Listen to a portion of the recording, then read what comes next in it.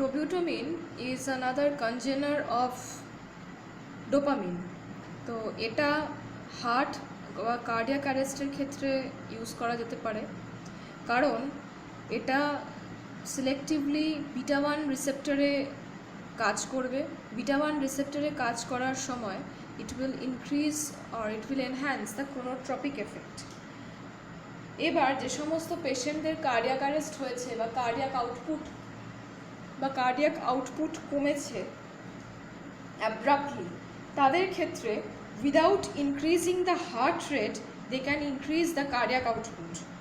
ওকে, so heart rate increase করার বা heart rate alteration করার সুবিধে এটাই যে কোনো রিফ্লেক্স ট্র্যাজিকার্ডিয়া, সাডেন রিফ্লেক্স অফ ট্র্যাজিকার্ডিয়া বা ব্যাডিকার্ডিয়ার কোনো প্রবলেম এখানে দেখা যায় না। তো in this way it enhances or it creates a positive inotropic, মানে হচ্ছে enhancing of the contractility and enhancing of a heart rate, মানে হচ্ছে chronotropic, মানে বেসিক্যালি এখানে পজিটিভ chronotropic এফেক্ট দেখা যায়, মানে inotropic এফেক্ট দেখা যায়, মানে কার্ডিয়াক আউটপুট বাড়িয়ে দেবে without proper increase of the heart rate. Okay, that's why it is preferred, specially after any kind of cardiac surgery. কোনো কার্ডিয়াক ভালভ চেঞ্জ হয়েছে বা বাইপাস অপারেশন হয়েছে বা পেসমেকার অফ দ্য হার্ট বসছে, তো সেই সময় কিন্তু তোমার এই dobutamine can be used, is a good option. Next হচ্ছে ফেনল ডোপাম হচ্ছে D1 রিসেপ্টর, মানে হচ্ছে ব্লাড ভেসেলসে থাকবে, ব্লাড ভেসেল ডায়ালেশন হয়। ডোপামিন যখন D1 রিসেপ্টরে বসে তখন সেটা ব্লাড ভেসেল ডায়ালেশন হয়। তো সেই ফেনল ডোপাম কিন্তু D1 রিসেপ্টরের তাহলে অ্যাগোনিস্ট। ওরালি দেওয়া যায় না, আইভিতেই দিতে হয় একে। আর স্পেশালি যে সমস্ত পেশেন্টদের hypertensive patient with renal failure, সে সমস্ত পেশেন্টদের ক্ষেত্রে কিন্তু এটা খুব ভালো কাজে দেয়, কারণ রেনাল ভেনের ভ্যাসোডাইলেশনে হেল্প করে। ওকে, তো সেজন্য রেনাল ইম্পেয়ারমেন্ট উইথ হাইপারটেনশন পেশেন্টদেরকে আমি আইভি এই ফেনল ডোপাম দিতে পারবো। নন ক্যাটেকোলামাইন আলফা 1 অ্যাগোনিস্টের মধ্যে যেমন এর সুবিধে হচ্ছে যে এতক্ষণ ধরে যেগুলো পড়ছিলাম আর কি, যেমন ডোপামিন বা তোমার এফিনেপ্রিন, নন এফিনেপ্রিন, এ সমস্ত ড্রাগসগুলো কি হয়, মাও অথবা কমড এনজাইম দিয়ে ডিগ্রেড হয়ে যাওয়ার একটা চান্স থাকে। সেই জন্য কি হবে বলো তো, আমি লং অ্যাক্টিং বা প্রলংড অ্যাকশনের জন্য আমি কখনো দিতে পারবো না। তো সেইটার কারণে নন ক্যাটেকোলামাইন যদি আমি ইউজ করি তাহলে আমি এটা প্রলংড অ্যাকশন পাবো, আমার নিউরোট্রান্সমিটার বা নিউরোহিউমারাল ট্রান্সমিশন স্পেসে আমার কোনো ডিস্ট্রাকশন হয়ে যাওয়ার কোনো চান্স থাকলো না। As for example phenylephrine directly alpha 1 রিসেপ্টরে অ্যাক্ট করে, আবার যেমন মেথক্সামিন আর naphazoline, these are all specifically decongestant হিসেবে বাকি দুটো ব্যবহার হয়। প্রথমেরটা হচ্ছে মাইড্রিয়াসিসে ব্যবহার হতে পারে। ওকে, আচ্ছা, rhinorrhea, naphazoline and xylometazoline, rhinorrhea and to check epistaxis. Rhinorrhea মানে রানি রোজ, কন্টিনিউয়াসলি নাক দিয়ে জল পড়ে যাচ্ছে। এপিস্টেসিস মানে হচ্ছে আনইউজুয়াল নাজাল ব্লিডিং। এই সমস্ত জিনিসগুলোকে আটকানোর জন্য আমি কিন্তু এই নন ক্যাটেকোলামাইন অ্যাগোনিস্টকে ব্যবহার করতে পারি। ওকে,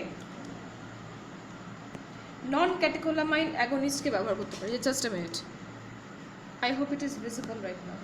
Okay, so this non-catecholamine this drug can be used in case of rhinorrhea and to check epistasis.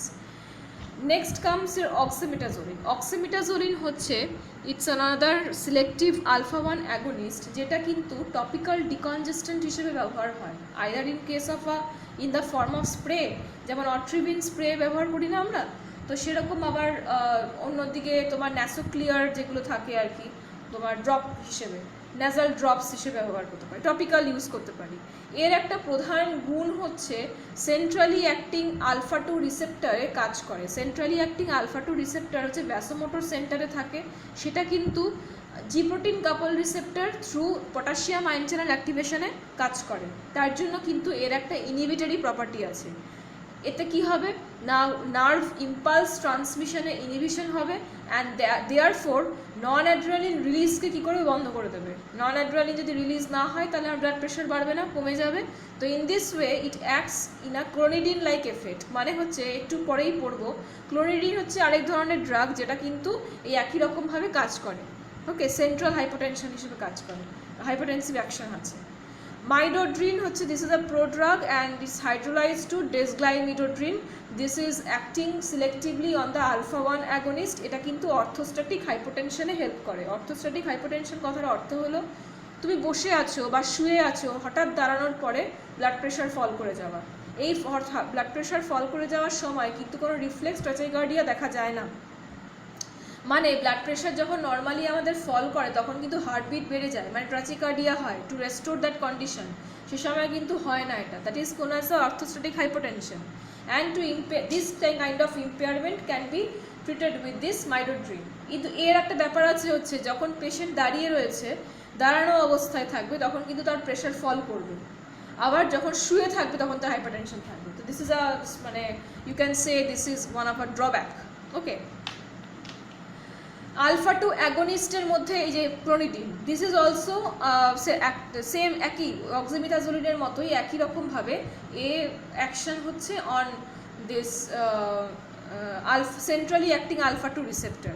সেখানে গিয়ে দেখো লেখা আছে এখানে, it will activate this G protein couple receptor through the potassium ion channel activation and thereby it will reduce the blood pressure by reducing the release of non adrenaline. Okay, তাই মানে এটা খুব famous anti hypertensive drug হিসেবে ব্যবহার হয়। ওকে, আচ্ছা, থেরাপিউটিক্যালি hypertension ট্রিটমেন্টের জন্য তো ব্যবহার হয়েই থাকে। মেনোপজ ওমেনদের দেখা যায় হট ফ্লাশ হয়, যাদের মেনোপজ হয়ে গেছে সে সমস্ত ওমেনদের দেখবে এটা ব্লাড প্রেশার বেড়ে যাওয়ার প্রবণতা থাকে, একটা শরীর দিয়ে মনে হয় যেন জ্বালা জ্বালা করছে, সবসময় একটা গরম ফ্লাশ হচ্ছে। এগুলো বাড়িতে যদি কোনো এরকম এজেড ওমেন থাকে তাদের কাছ থেকে শুনবে, জানবে, তাদের কিন্তু এই প্রবলেমটা হয়ে থাকে। তো clonidine can be given as a prophylaxis. আর এটা হচ্ছে মাইগ্রেনের pain, migraine pain is a tremendous pain, so that পেনকে রিডিউস করার জন্য প্রোফাইল্যাক্সিস মানে আগে দেওয়া হবে, আগে থেকে। ওকে, আগে থেকে যদি তুমি ট্রিটমেন্ট করে থাকো এই মাইগ্রেন পেনের প্রোফাইল্যাক্সিস হিসেবে, তো মানে মাইগ্রেন ড্রাগসের আগে যদি এই ক্লোনিডিন দিয়ে থাকো তাহলে কিন্তু it gives a good result. কিন্তু এর প্রবলেম হচ্ছে রিবাউন্ড হাইপারটেনশন হয়ে যায়, যেহেতু এটা সেন্ট্রালি অ্যাক্টিং, তো সেহেতু ওর রিবাউন্ড হাইপারটেনশন হওয়ার একটা খুব চান্স থাকে। যেহেতু গ্ল্যান্ডে আলফা 2 রিসেপ্টর থাকে, সমস্ত গ্ল্যান্ডিউলার সিক্রেশন কমিয়ে দেয়, সেজন্য কিন্তু ড্রাই মাউথ সিনড্রোম হতে পারে। আর যেহেতু সেন্ট্রাল নার্ভাস সিস্টেমের একটা অ্যাকশন, সেজন্য কিন্তু sedation as a side effect দেখা যেতে পারে। হ্যাঁ, আইভিতে দিতে হবে, তো খুবই কমন জিনিস। নেক্সট হচ্ছে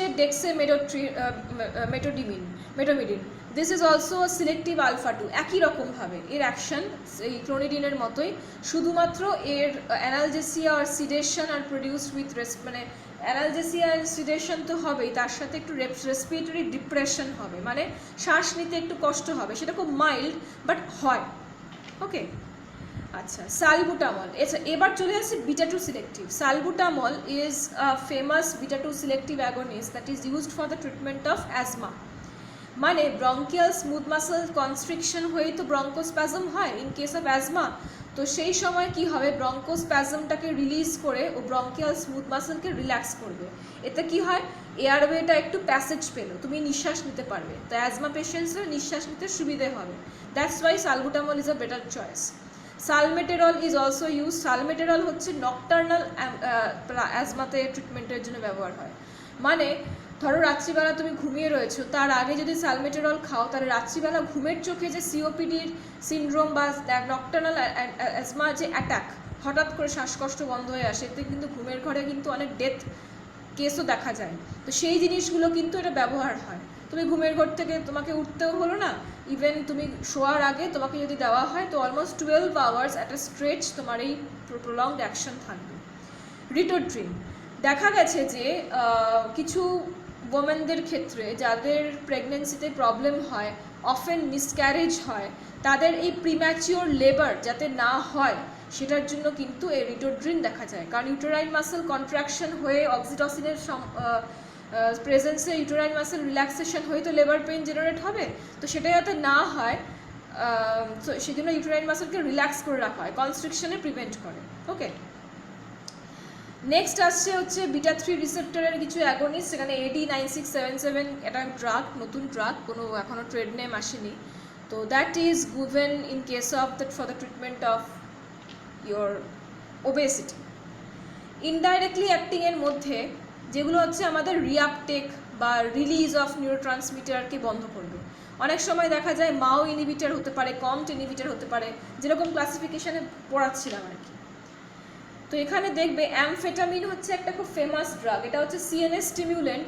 তো এর যখন লার্জ ডোজ দেওয়া হয়, থেরাপিউটিক ডোজে কিন্তু ওয়েকফুলনেস হবে, স্টিমিউলেন্ট মানে ওয়েকফুলনেস, কিন্তু লার্জ ডোজে কিন্তু সিএনএস ডিপ্রেশন দেখা যায়, রেস্টলেসনেস, স্লিপিনেস, সিডেশন এসেট্রা। আচ্ছা, এটা হচ্ছে অ্যামফেটামিন জেনারেলি দেওয়া যেতে পারে হচ্ছে তোমার ইউরিনাল ইনকন্টিনেন্সের ক্ষেত্রে, স্ট্রেস ইনকন্টিনেন্স। পরের ভিডিওতে আমি বলেছি এটা, বা বলবো যে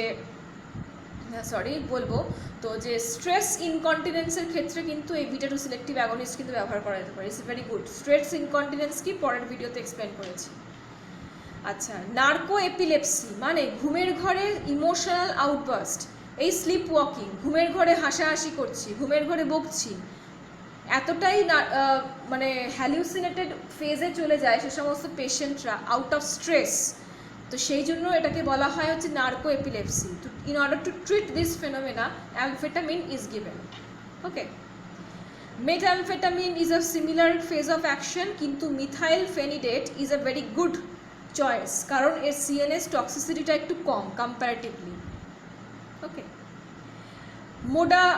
মোডাফিনিল ইজ আ সাইকোস্টিমিউলেন্ট। আবার এখানে এটা একটা এমন ধরনের সাইকোস্টিমিউলেন্ট ড্রাগ যেটা হচ্ছে narco epileptic drug. Usually it causes mild BP, rise in BP and heart rate, usually mild rise in heart rate দেখা যায়।